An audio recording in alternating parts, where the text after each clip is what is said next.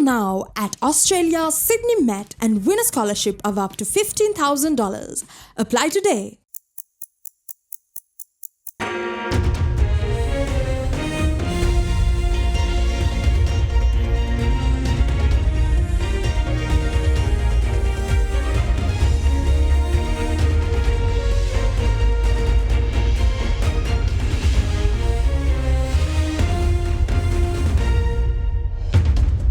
Tonight on First at 9.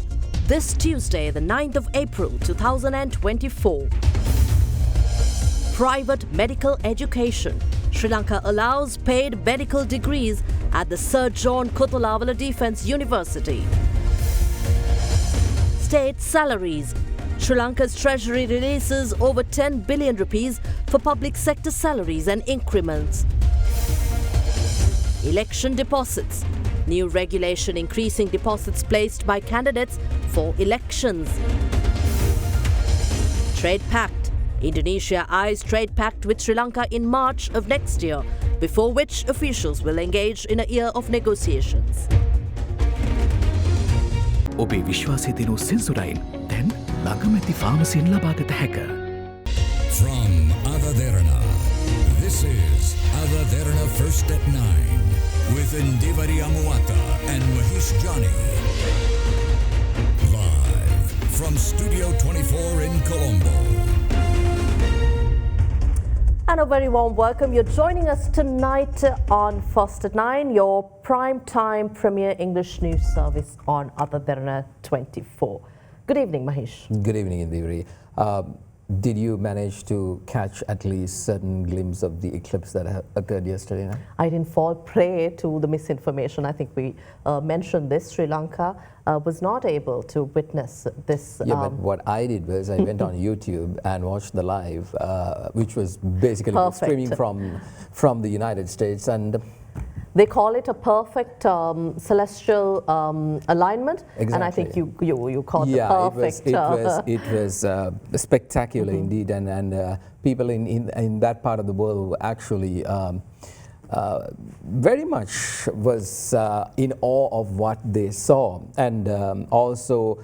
Getting back into the news per se, former President Donald Trump of the United States actually made a video. You should check it out and see where he used the eclipse for his benefit. I think that's a brilliant piece of marketing. A lot of stories to bring to you tonight with regard to apparently election candidates may have to cough up a little bit more if they're going to file their name as an election candidate. And it looks like if it's the presidential, there'll be many candidates and there'll be there'll be quite a number of deposits placed, and I think this will go well for the country. Is this also how the election commission finds the money to hold the election, or what? However, I hope the elections will be held in time. I hope if the election commission finds the required funds to hold elections in time. We also have a number of stories to report on ahead of the Aurudu preparations, the transportation infrastructure. But what's important is a cabinet decision taken in terms of private medical education, a very controversial topic here in Sri Lanka. And I believe this is a landmark approval for medical education. Absolutely. The decision was taken on the back of a brain drain in the medical field. But this allows paid degrees for local students who... Which is a very sour subject in terms of free education per se. Let's see how the entire cookie will crumble as we move on in the days to come. Let's begin our bulletin tonight. Now, security deposits placed by candidates contesting elections will be increased in the upcoming elections. The decision applies to candidates running for presidential, parliamentary and provincial council elections. Now, according to the decision at the latest cabinet meeting, deposits of a presidential candidate of a recognized party will be increased to 2.6 million rupees, while an independent candidate will require to place a security deposit of 3.1 million rupees. In another decision, 4 companies have been selected to be named as secondary businesses of strategic importance for the grant of exemptions or incentives under the Colombo Port City Economic Commission Act. Cabinet approval has been received to increase the deposits placed by candidates for the presidential election, increasing the deposit of a candidate representing a recognized political party to 2.6 million rupees and an independent party to 3.1 million rupees. Further, the security deposit of a candidate from a recognized political party who contests under the Parliamentary Elections Act will be increased up to 11,000 rupees and the security deposit of an independent candidate up to 16,000 rupees. Under the Provincial Council Elections Act, the security deposit of a candidate from a recognized political party who contests has been increased to 6,000 rupees, while for an independent candidate it has been increased up to 11,000 rupees. The Cabinet Ministers also approved a proposal to commence a ship prototype project at the Sri Lanka Coast Guard Advanced Training Centre in Kirinda. Accordingly, the United States has agreed to provide a full grant of $355,575 for a ship prototype project under the United States Department of State Export Control and Border Protection to train Sri Lankan Coast Guard officers. In another decision, approval was given to create a youth agripreneurship community and to introduce agri-innovation to agricultural areas with the aim of attracting the youth community to agriculture and developing their economic status. Accordingly, agripreneurship villages will be established by selecting one village in each of the selected divisional secretariat areas in 2024 in its first phase and will facilitate farmers with the use of new technology and smart technology.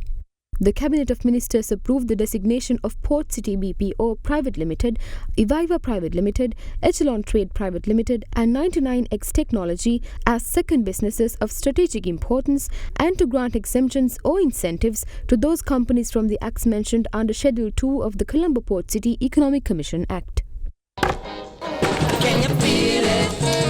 New Dulux Pentolite Hygiene Plus. Refreshing walls for generations. Sri Lanka has taken a decision to make the MBBS degree provided by the Faculty of Medicine of the General Sir John Kothalavala Defence University accessible to local students on the basis of payment. Now, the Faculty of Medicine of the university was established in 2011 to train cadet officers as medical professionals per the service requirements of the armed services and award degrees in medicine and surgery.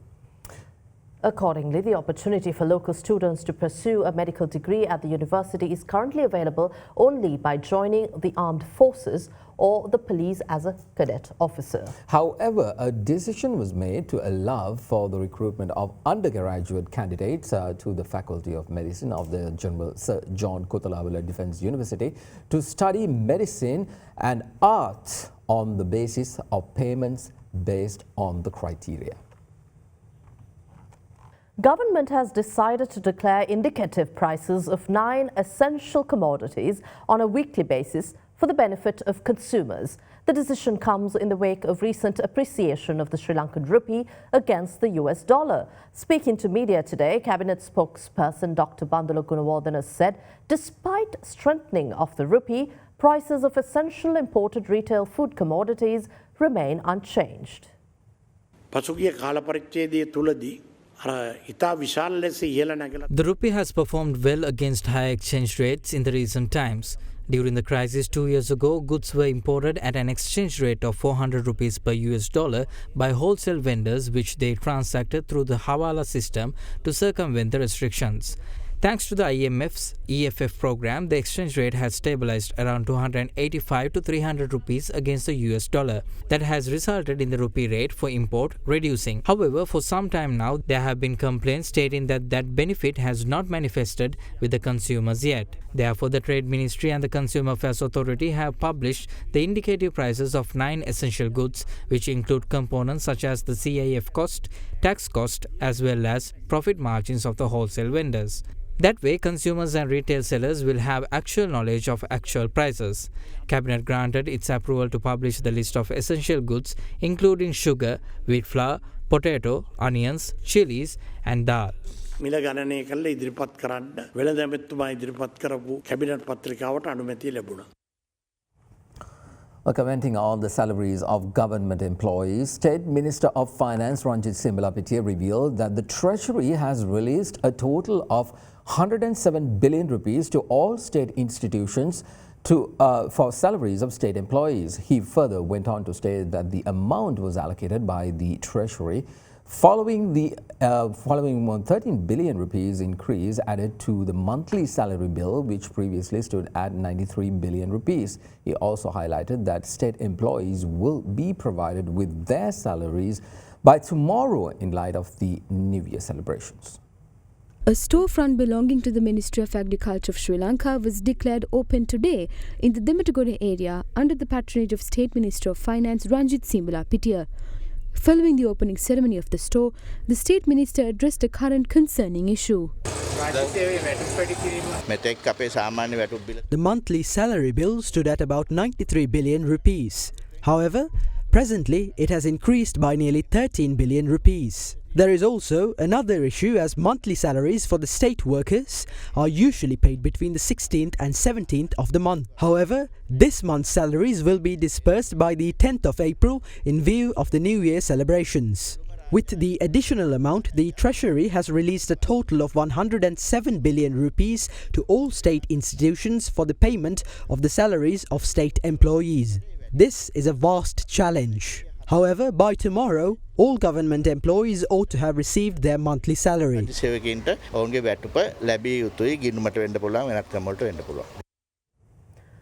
Court of Appeal today announced that it would deliver its verdict as to whether or not to take up former Health Minister Kehelia Ramukwella's writ petition into consideration on the 30th of April 2024. The former minister filed a petition on the 3rd of April seeking to overturn the Malikakanda Magistrates Court order to hold him in remand custody until the conclusion of the trial related to the import of substandard human immunoglobulin. The Minister's Counsel argued that despite repeated insistence by the Attorney General's Department of this fact, none of the accused were still formally charged. The court also postponed delivering the verdict on the interim requests in the writ petition filed against the remand of the former Director, Medical Supplies Division at the Health Ministry, Dr. Kapila Wickramanayake, until the 26th of April.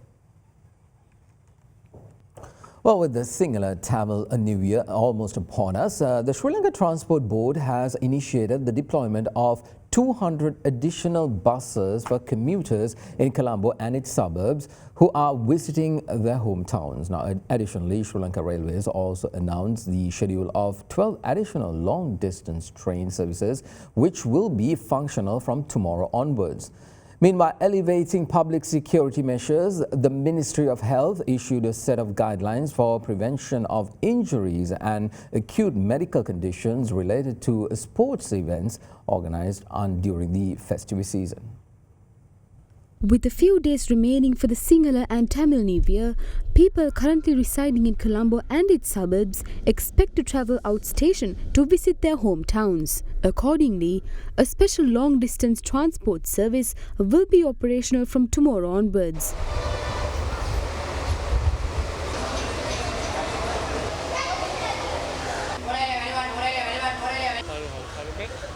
The Sri Lanka Transport Board announced the deployment of nearly 1,400 additional buses during the festive season. The SLTB explained that this bus service will be operational from Colombo to all parts of the island. Meanwhile, the Sri Lanka Railways also revealed that special train services will be functional for long-distance journeys from tomorrow onwards. Under this service, at least 12 additional train services will be added to the schedule daily. The Railways Department further mentioned that these special train services will be available for the general public until the 15th of April. Additionally, the Ministry of Health issued a set of guidelines aimed at the prevention of injuries and other acute medical conditions in relation to sports events organized during the festivities. The relevant guidelines are issued to equip organizers, participants and communities with essential knowledge and strategies to ensure a safe and enjoyable celebration. People were largely inconvenienced due to injuries caused from games and events organized during the New Year celebrations. Deaths have also been reported in the past. We are releasing a set of general guidelines to be followed by organizing committees in all Aurudu recreational events. The guidelines are developed to address the challenges associated with such events to mitigate the risk associated with injuries and acute medical conditions. These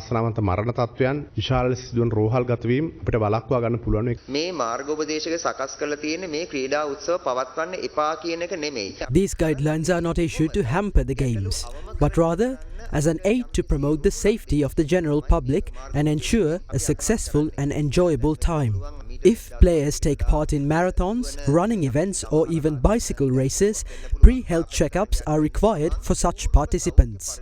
Further, medical reports issued from the doctors of the participants are also acceptable prior to their participation in those events.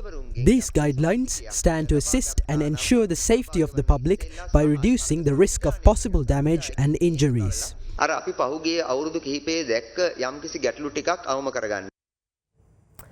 Taking you to the political front, leader of the Samagi Janabalawegaya, Sajith Premadasa, commenting on the criticism directed at his economic revival program, stated that he is ready to debate any alternative program presented by any party at any time. Speaking to a gathering in Puttlam, the opposition leader went on to state that those who are willing to debate on an alternative program must come prepared to speak on the services rendered to the people of Sri Lanka without holding any power.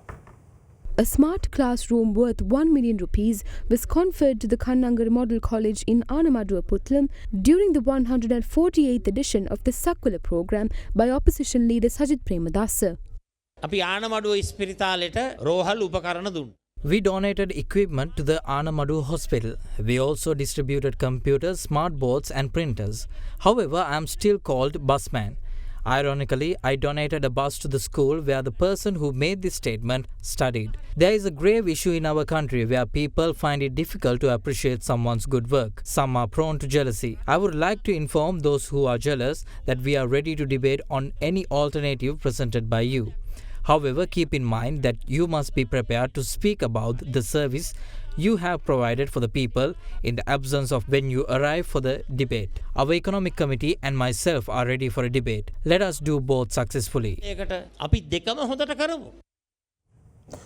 On the Vallavaya Munragala main road yesterday, a 2-year-old was pronounced dead after a lorry travelling towards the Vallavaya area collided with a 3-wheeler that the victim was travelling in. Meanwhile, the Bandaragama police successfully raided an illegal alcohol distillery which was being run on a large scale in a 3-story residence in the Kumruwatta area in Moragahena. With that, here's a look at more local news in brief.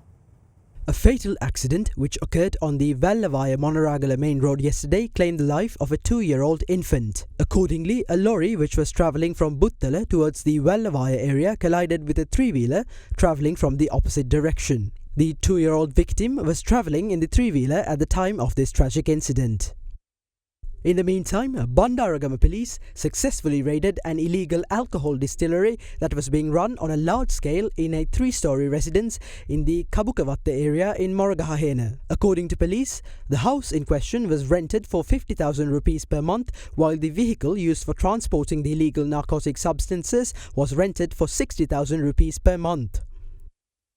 In other local news, the Ministry of Public Security announced a special security arrangement which is expected to be in place at mosques across the country in light of the upcoming Ramadan festival. Accordingly, 5,580 policemen, 510 police special task force personnel and 1,260 Triforce personnel will be deployed for security. The necessary security will be deployed for 2,453 mosques of the 3,203 mosques across the island where religious services are held.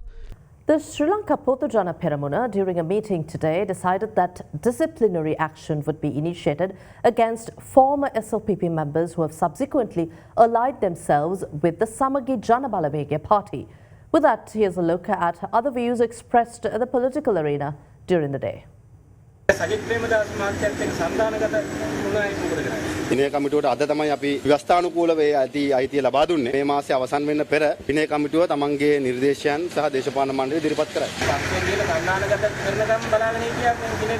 සමහරට පක්ෂයේ පහුගිය කාලේ ගත්ත සමහර තීන්දුව වලට එයා එකක නොවෙන්න පුළුවන්. ඒක සාධාරණයි. හැබැයි පක්ෂයේ අභිවෘද්ධිය සඳහා තීන්දුවක් ගන්නවා කියන කෙනෙක්ට තවත් පක්ෂයක් එක්ක ගිවිසුම්ගත වෙන්න අයිතියක් නැහැ පක්ෂීය ව්‍යවස්ථාවට අනුව. මේ අලුත් අවුරුදු දින කීපෙන් පස්සේ අපේ රටේ දේශපාලනයේ ජනාධිපතිවරණ දේශපාලන ක්‍රියාදාමයේ ආරම්භ වෙන්න නියමිතව තියෙනවා. ජනාධිපතිවරණ වේදිකාව මේ අර්බුදය මේ විදිහටම අරයි යනවද අර්බුදයෙන් රට එළියට ගේනවද කියන එක සම්බන්ධ ප්‍රශ්නයක්. අපි විශ්වාස කරනවා මේ ආර්ථික අර්බුදයෙන් රට ගලවා ගැනීමත් රට අලුත් ආර්ථිකමය ශක්තිමත් තැනකට ගෙන යාමත් සඳහා වූ වැඩසටහනක් ජයග්‍රහණය කරවන්න අවශ්‍යයි කියලා. ඒ නිසා අපි ඒක සඳහා පළල් සන්දානයක් හදන එක ඉතාම වැදගත්. බැසිල් රාජපක්ෂගේ උවමනාවට මැතිවරණ පැවැත්වීම නෙවෙයි කළ යුත්තේ. මැතිවරණය කොහොමත් පැවැත්වෙනවා නොවැම්බර් මාසයේදී මේ ණය ප්‍රතිව්‍යුහගතකරණය කළ මේ ඉදිරි අවුරුදු 10ට රට ස්ථාවර කරන්න. අපි නැවතත් අවධාරණය කළා කියනවා ජූනි මාසයට පෙර ජනාධිපතිතුමාට මේ විදේශ ණය ප්‍රතිව්‍යුහගතකරණය කරන්න.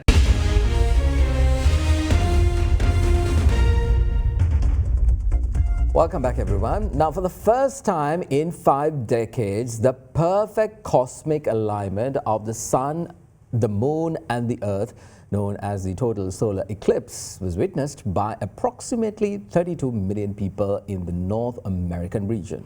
The rare phenomena was last seen in 1970. A total solar eclipse occurs when the moon passes directly and entirely in front of the sun, and it is rare because the orbit of the moon is not a perfect circle around Earth, and it does not orbit Earth in the same plane as Earth orbits the sun.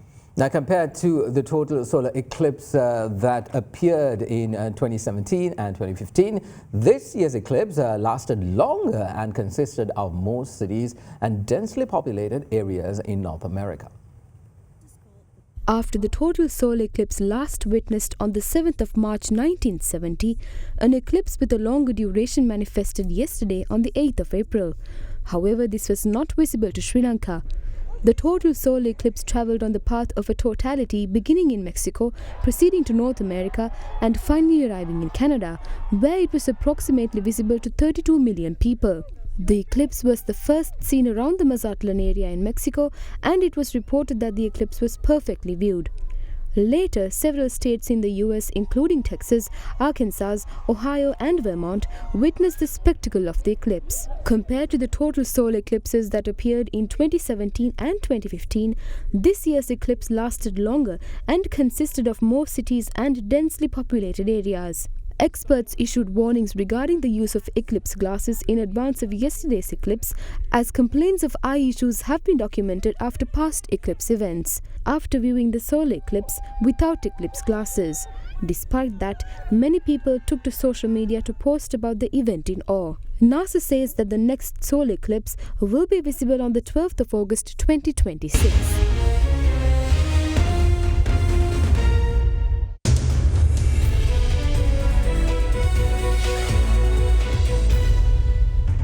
Welcome back.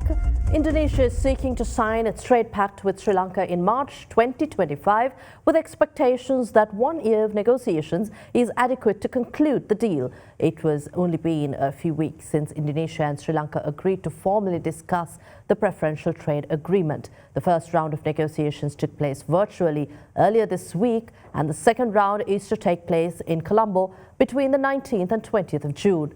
During the negotiations launching ceremony last month, Jakarta said that the upcoming PTA could help Indonesian goods such as palm oil, paper and fatty acids to gain better access to the Sri Lankan market. Indonesia-Sri Lanka trade was valued at $369.7 million throughout last year. In January 2024 alone, bilateral trade amounted to $23.5 million.